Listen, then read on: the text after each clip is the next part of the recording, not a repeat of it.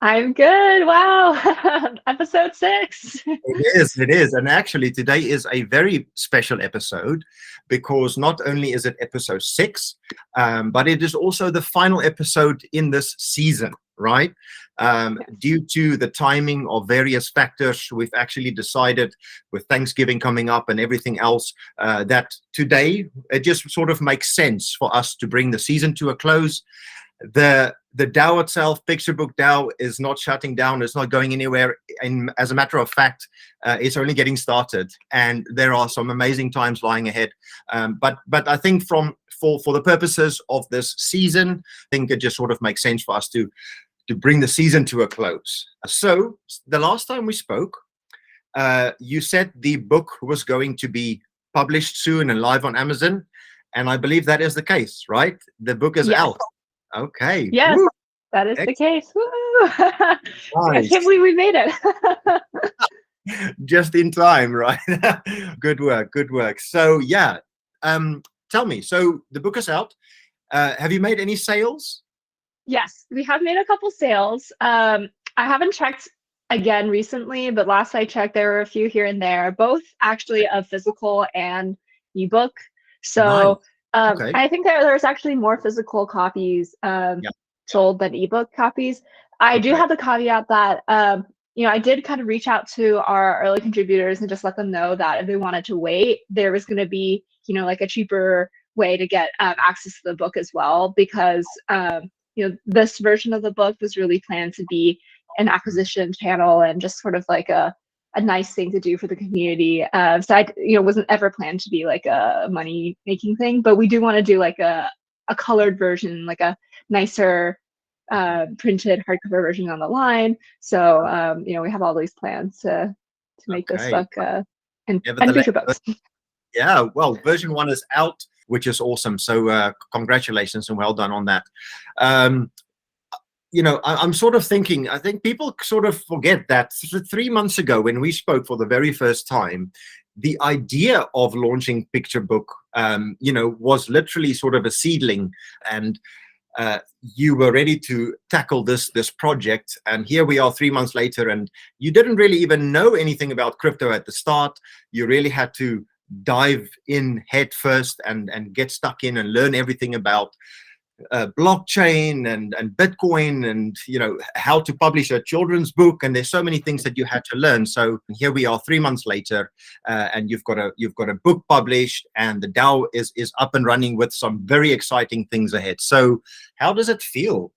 Yeah, I'm glad we're talking about it because I haven't had a chance to even really stop and think about it.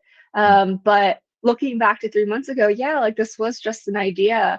And there's a lot of things in the process that I did not foresee, and I did not know how to do at the beginning, like the physical, once the book is written, the actual like publishing of it, and like doing the different formats. Like that's actually a little tedious, like choosing the right like shape of the book. Like there's just some like technical things around publishing that I just didn't know because I had no experience with publishing. I think the moral of the story though is that those are specific problems that you can always figure out.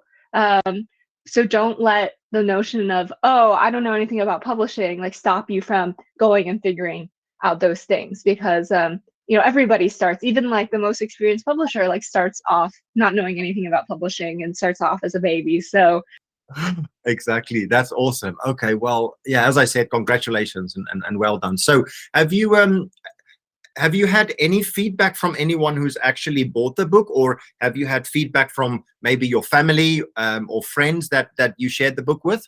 I haven't had any feedback from people who have purchased the book yet, but I hope that with this marketing competition that we're going to tell you a little bit more about, and just more eyeballs, that I will get some more feedback.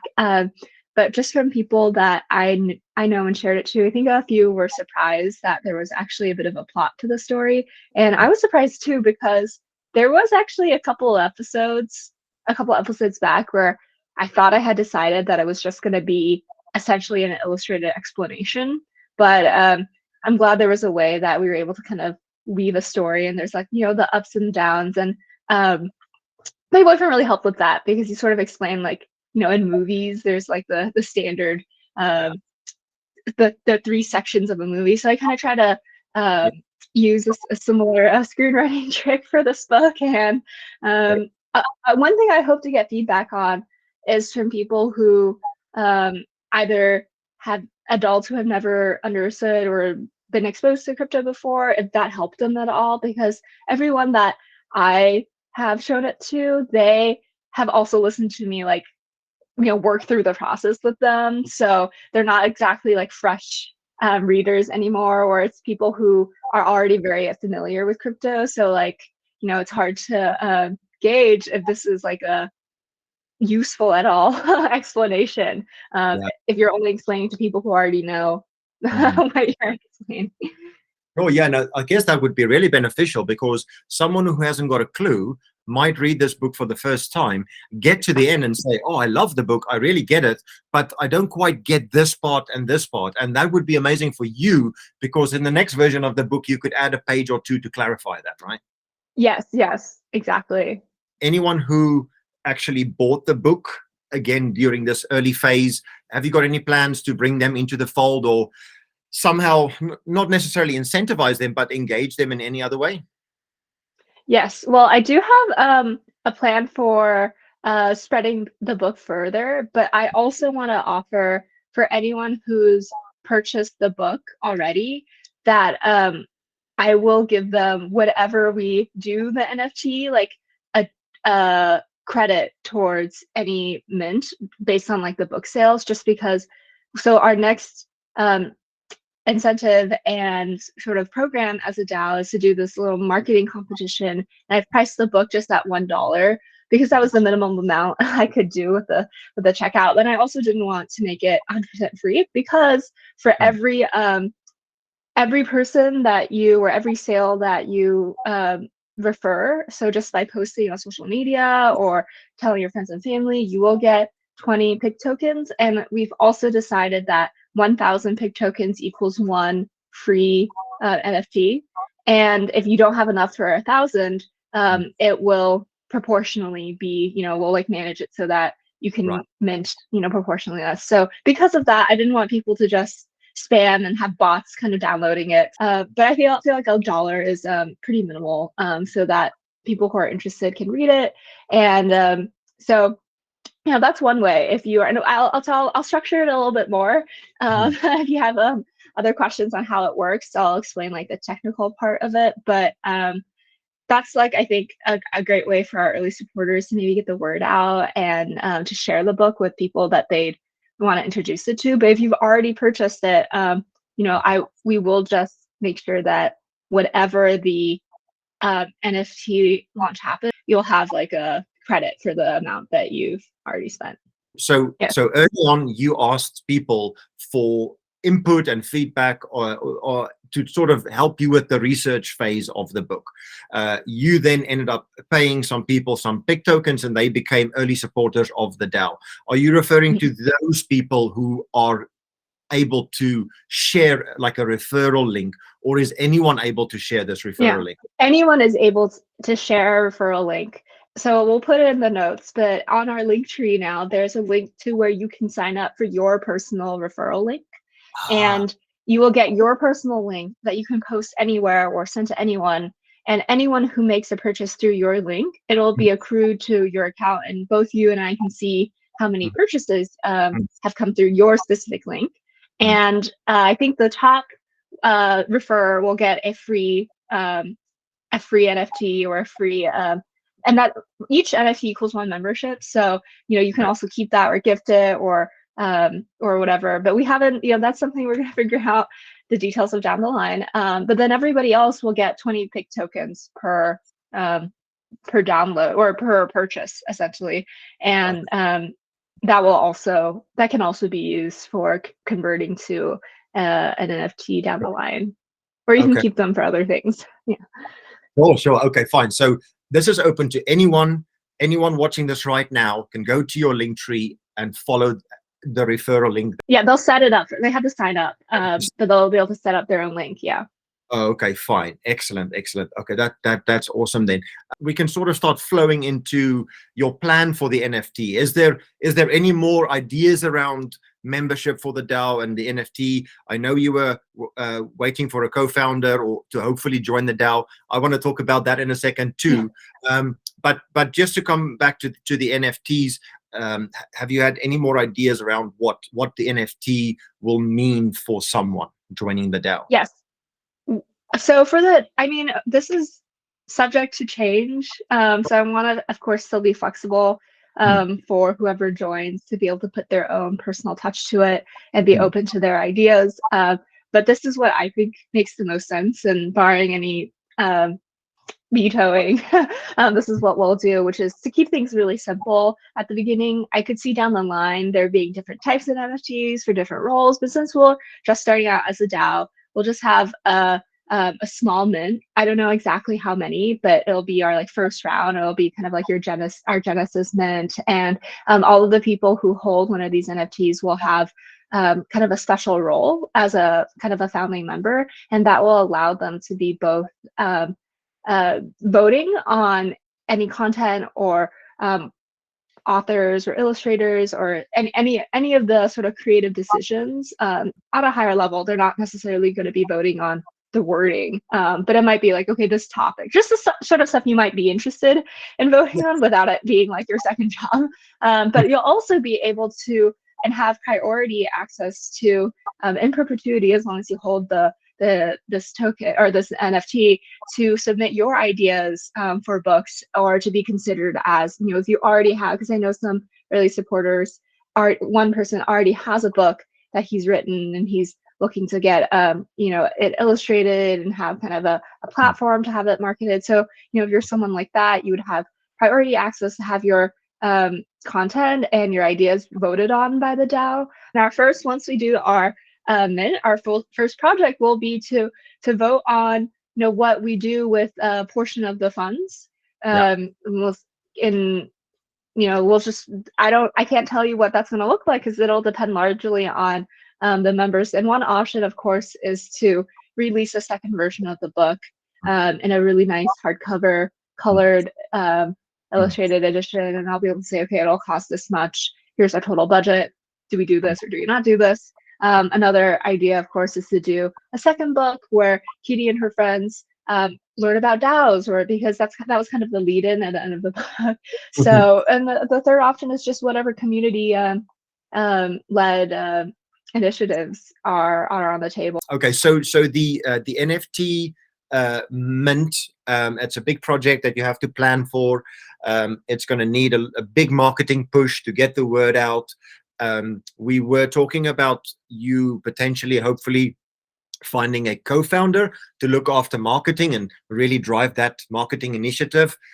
What is the situation with that? Where do you stand? I kind of hope that, you know, someone watching or like someone in the Calling Network might reach out, but I haven't had anyone reach out to me. So I've had to, I'm starting now more actively to look through my own network of people. And I have actually, through Meta Angels, a list of people I should reach out to that I haven't gotten around to yet, because first I needed to figure out a way to share the book in a, I needed to put it in a format that I could send it to people, so that it wasn't like, hey, go buy this $10 book and then talk to me about if you're interested. My plan is actually to use the rest of the year, which sounds like a long time, but it's really only 6 weeks. And with the holidays, you know, it's going to be hard to get in contact with people. They're traveling, to try to find someone. And then once I find them, we'll plan together how to do the mint and the rest of and push that into the first quarter of the new year. But I do have a couple candidates that I'm going to reach out to, and I, you know, have my own network of people in sort of like the entrepreneurship world who may be a good fit. And I may also look into, sometimes we do this thing where we'll get kind of like investors even. And I don't know if that necessarily goes against the spirit of the DAO. I'm not sure, but it all depends on like who I can find, because maybe I'll find someone who, for example, knows a lot about publishing and has a lot of contacts in like the children's book publishing world. They could maybe help with getting partnerships or getting us put, you know, in Barnes and Noble, stuff like that. That could be great, but this person may not necessarily have time to, or be interested in actually working and running the marketing. So for something like that, we would probably do like a advisor or an investor type role where they would get some amount of equity in return for, their help and, maybe a little bit of capital, something like that. That's like one way that we've done similar things in the past. But ideally, I'm just looking for a co-founder, but you just never know like what kind of people you'll find. It is incredibly helpful to have people supporting you and helping. But hopefully anyone watching, knows if they can, message me and Exactly. So for anyone who's watching this for the first time, Lisa, maybe you can just sort of, at a very high level, go through the type of person that you're looking for. What do you think you'll need to really work well with this person? I'm looking for someone who, most importantly, has some amount of time and energy they're willing to dedicate to doing the marketing campaign for launching the DAO. And so that's, a pretty significant role. I see this role as a co-founder. They would split the equity with me. And, I would see it as like someone who's putting as much time and energy as I have and will be putting into the DAO. Hopefully this person has connections with other DAOs or other NFT projects. Maybe we can do collabs, can go in and create these connections if they don't already have them to help get the word out and sort of plan how to put our DAO in front of the relevant and interested people. So this is, I think, the most important. Up until now, I've been getting recommendations for people who are in the world of publishing, but I don't think that's actually the most important thing. I think the most important thing is someone who's a veteran of the NFT and Web3 space, so especially since I'm still learning and has seen other NFT projects and just has an idea of, okay, this is what would make this successful, and here's and has kind of the time and energy to do that. So I know it's a lot, and again, which is why I see this as a co-founder role, and there will be, I think a comparable compensation in terms of equity. And once we do them, and if it is successful, we could decide together whether to raise money from outside sources to be able to grow the DAO even faster and to be able to do bigger incentives, or to grow more organically and just reinvest, and that'll also be something that I hope the DAO will be able to vote on as well. And something we can begin to, having collective decisions. Okay, and again, if you're watching this for the first time, then you probably don't know, but actually, Lisa, part of your day job, you're actually quite well connected with venture funding, so that is a very possible option if you do decide to raise money. Yes. So that option is there. Awesome. I also have to say, I was just thinking, whilst you were talking about, the importance of network and how you're sort of looking across everyone that you know who might be potentially interested. And a factor that we should definitely consider here is the fact that we're in the middle of probably one of the most chaotic periods in crypto, with FTX burning down, and it looks like Gemini going down. And I think, the sentiment around crypto and Web3 is quite negative at the moment, and it feels like a lot of people have just left this space, and it is probably a lot quieter than usual. So I also feel like it's probably not it's not a bad thing building in a bear market, and we've spoken about the benefits of doing so. But I guess if it was a bull market, if we were in the hype of the NFT cycle right now, I bet you would have had a co-founder like that, and I guess that is just something to consider as well. It is a factor, isn't it? It is. And, you can't optimize everything in life. So who knows if this is like the best thing or the worst thing, but I think every situation has positives and negatives, and we have discussed that. But ultimately, there'll be DAOs and NFT projects that have actual value attached to whatever the NFT or the DAO represents. In the height of the NFT sort of boom craze, there was just a lot of hype and intense interest. Whereas now I think we really have to build something that's of value for people. if anyone is watching this and they're interested in this co-founder role, I think this is a perfect opportunity for someone to come in and really be a driving force in launching this DAO and this NFT project during yes, in a bear market, but ultimately not riding off the back of fake hype.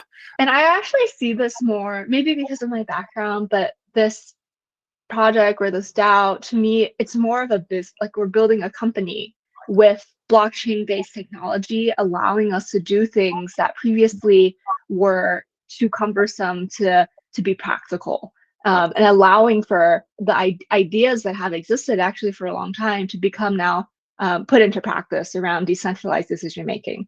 So essentially what we're doing is building a company, whereas I think in the initial phase of NFT projects, not all projects were companies. They were just, some of them were, some of them weren't, you know, but what we're doing is actually building a company. So it doesn't really matter if we're in like the crypto winter or, you know, just the bear market. It can be great actually to start a company in a bear market, because people sort of, investors and people sort of assume that by the time you're ready to like scale bigger, you know, the market will have turned, which is much better than starting, you know, at the head of a market. And then you're maybe at a point where you have, you know, you're spending a lot of money because you have salaried people, and you can't just suddenly fire everyone and then now you're in a bear market and you actually like really need that capital to keep going. Whereas like, you know, for us, it's like we have the time and flexibility to try a bunch of different ways, so that hopefully when we are ready to just scale,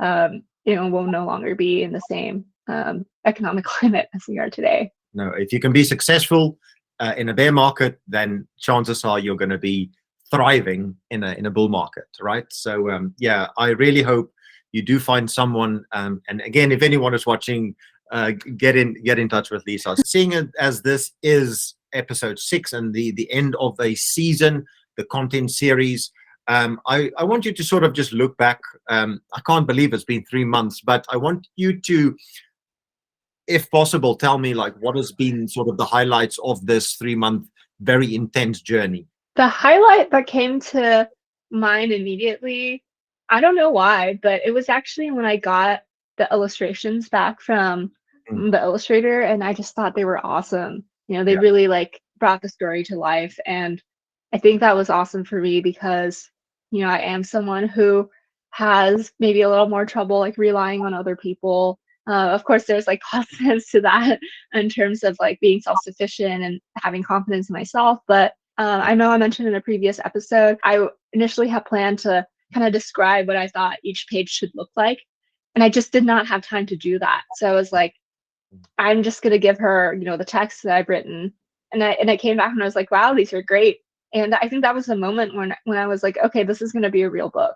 This just went from being, you know, a document on Google Docs. So I think that was actually a highlight. That was more of a highlight than when, you know, the book was on Amazon, or when we made a sale, just because that was for me the moment when I was like, this is going to be real. That must be such a nice feeling, knowing that, well, even before the words, there were no words. There was just nothing, right? You had to go away and learn yourself, even to be able to put the words on paper and yes.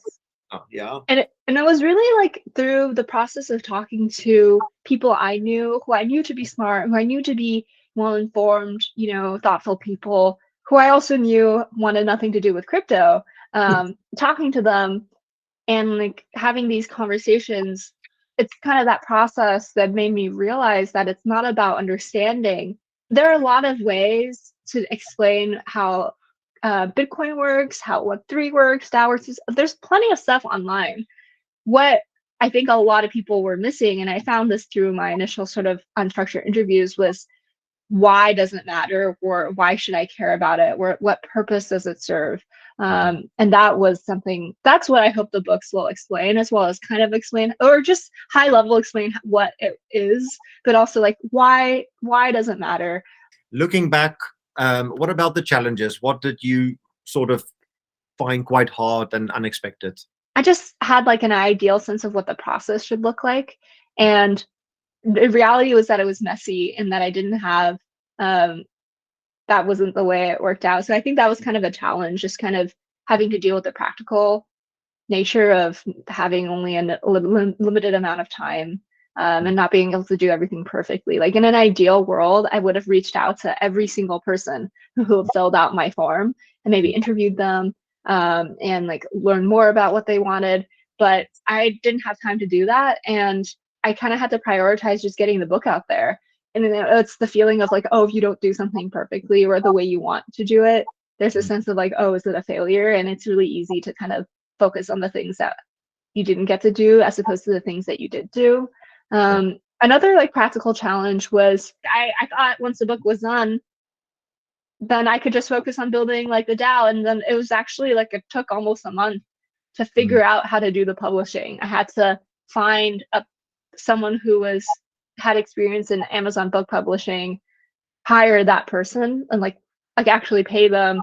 So like I had to like interview a bunch of people, find the right person, do like consultations with them, like do my own research, like create like documents of questions I had about the different types of publishing platforms. And then it's like a lot of technical stuff, like what file formats the things have to be in, what file to be uploaded onto Amazon, what file formats it should be in to be distributed to people, margins, doing all this stuff that I just like did not realize was a thing. Like it wasn't intellectually challenging, but it was tough because I didn't mentally have an expectation for what that should look like, and I didn't have that planned for in the schedule. If this was a normal process, if you wanted to author this book, you probably would have dedicated or at least scheduled a year for it. But you had 3 months, and we deliberately put a 3-month deadline on it so that you had to prioritize progress over perfection.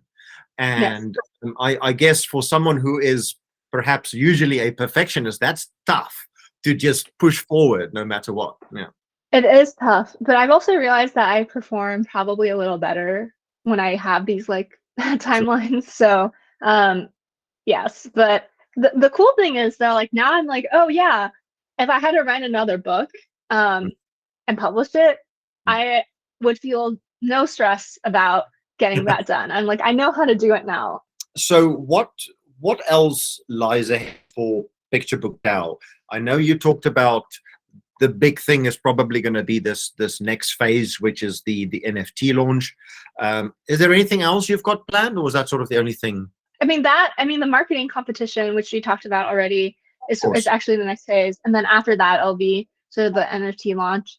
Okay. Other than that, there's not like any big stuff, but I have delayed starting a Discord because I know everything and their mother has a Discord channel. And if you don't have like any real content or like any reason to be there, it just kind of clogs up your sidebar. So I decided not to start that, but I do want a way to be able to start to communicate with people. So, there is of course the email. So I think that's not like a formal project, but hopefully as we're doing the marketing campaign and gearing up to do the pre-mint, I'll have like conversations with people and be able to start. That's like a more unstructured side thing, but just to see if we can incorporate any ideas or, address any wishes while things are still being created. Okay, so just in terms of people getting involved, if anyone is watching now, I know they had various stages where they could get involved throughout this process, but right now, is there anything you need help with other than looking for a co-founder? Is there anything anyone else can do to contribute to the DAO or not? Well, if anyone has any ideas on how they can contribute, I'm always open.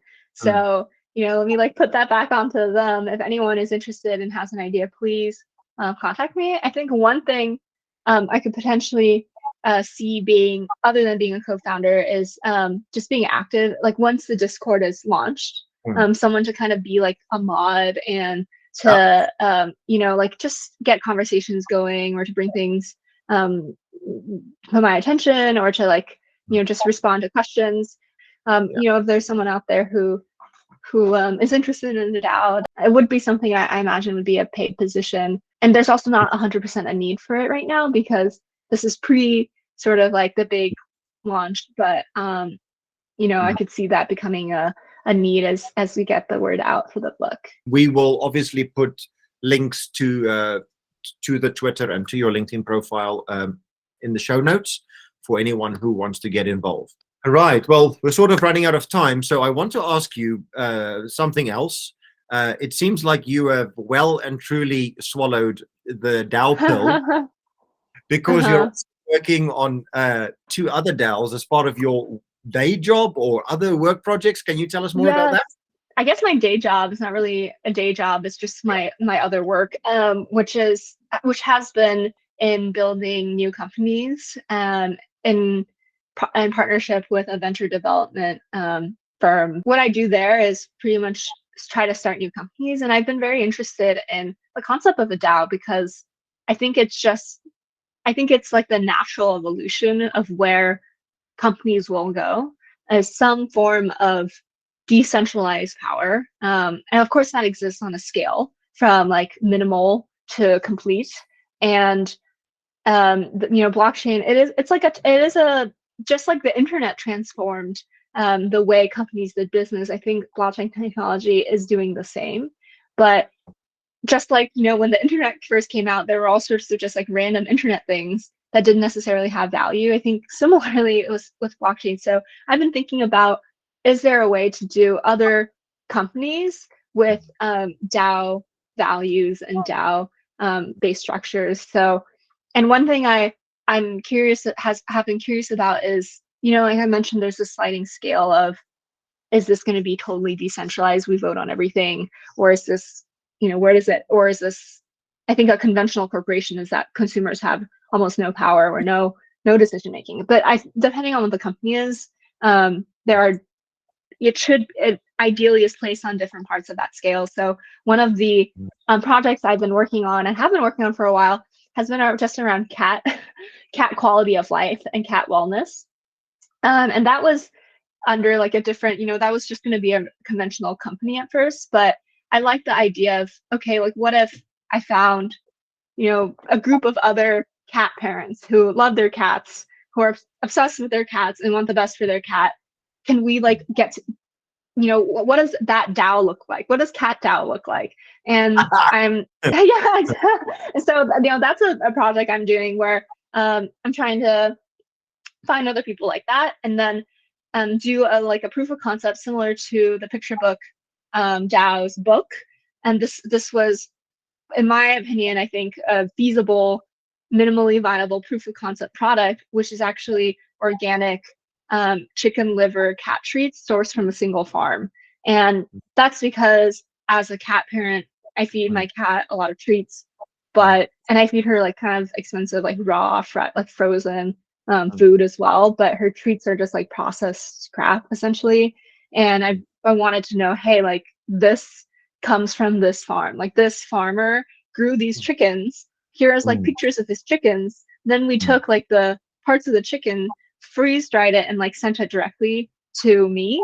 And the idea is that it would be a DAO because the DAO would get together, use their funds to decide what products they'd want to buy, essentially at bulk or wholesale, and then redistribute, the profits either back to the individual people or to be used for future projects. So I think this is a DAO that is more like on the extremer end of decentralization, where like what if instead of having pet companies that made all the decisions, the consumers just got together and pooled their collective resources to put in, because I can't put in an order for like 8 ounces of cat liver.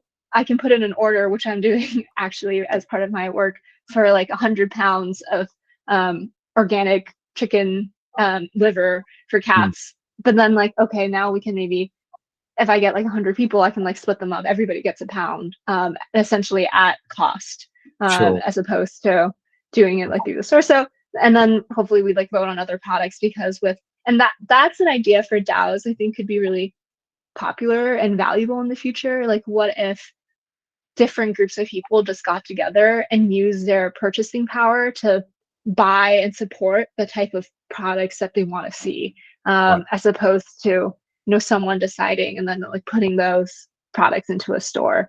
And then so that's like one version of a DAO that I'm working on. Because initially I was just doing cat products, but I was like, oh, like, is there a way to expand this into DAOs? And then another DAO, because we're always doing like a bunch of different companies at the same time. Another DAO version of a consumer product company is more on the other side of, it is a little bit more like a company, but the idea was that I'm really interested in a lot of personal development stuff. As you can probably tell through the videos, I'm always like reflecting on the psychology or like the personal part, because I do think that's the most important. And there's like a lot of teachers and content out there that I enjoy. I thought, okay, what if like a group of people like myself got together and could use sort of our collective purchasing power to commission either talks or experiences from these different teachers, because there's so many life coaches and psychologists and just authors who create really valuable content. Is there a way to like kind of directly support them, almost like PictureBookDAO, but like flipped? And specifically, instead of like the DAO creating the content, it's like, oh, we find the people we want to listen to, and then get them to do stuff for us. And the proof of concept product there is a box that is and this is kind of fun, but it's a box of stuff like beauty products and stuff. But it's also created in a way where it's a 2-hour experience, and it was run by a life coach who she's like a top selling author, and I think she's really great. And she's also a clinical hypnotist, and she's created a 2-hour like program that you do at home, and we've paired beauty products with it. So it's like a fun thing you can do by yourself or with friends, because you get to like try different things, and there's like aromatherapy pillow and like a mask, just fun. But it's also on the topic of finding worthiness from an internal source, and you listen to her talk about it. And then there's like a hypnosis in one of the parts, and then there's also like personal reflections on these little cards, or you can either discuss with friends. So it's like that's like the type of experience where I hope that like as the DAO grows, we'll be able to vote on, okay, like what is the next topic we want to do? Will it be about difficult relationships with people, or setting boundaries, or here are like some potential like coaches that could create the content, or here like what type of products we want to have in our experience. We want to do like in-person events. So that's like a different type of DAO, but still essentially like one where the people who are actually consuming the products are able to make decisions. And initially, like these two companies were just going to be companies where we just created something and hope that people liked it and try to get feedback. But I have been really inspired by the DAO concept to see like, can we do this? Can we run a profitable company, but have it be a DAO as opposed to just another company? Lisa, I'm afraid to say there is no way you are ever going to launch another traditional company again. It sounds like you're. Yeah, that's just a proof of that. What I think is like the value, or like it's like a life-changing. I do think, not to be too gospel-y or preachy, but it is a life-changing technology, and I do think that's like just the natural evolution of where things will go. It doesn't mean every single company is going to be run by like a democratic vote, but it means that consumers have more power than they ever have, and like some companies recognize that and embrace it, and others will like not. One thing I've learned starting different companies and working on this in general is just that it is like a highly personal experience. Depending on what your personality is, where your strengths and weaknesses are, certain things are going to be harder or easier for you. So I guess my advice is actually to try to take some time every week to reflect on your experience and focus on, hey, like what did I really not enjoy doing? Why is that? Can I make it more enjoyable for myself? Every project or endeavor has challenges, especially when you're starting something new. Those challenges are unforeseen, but most of them, if not all of them, can be overcome. It's just a question of time and energy. So that's why it's actually important to prioritize your personal enjoyment of the process. And I don't mean that like, oh, just avoid things that you don't want to do, but to treat yourself as part of the work. That's why I think it's important to actually dedicate time, make it a tangible goal to check in on what things you're not enjoying and try to make it more enjoyable, so that you do continue to work on this. So that would be my advice.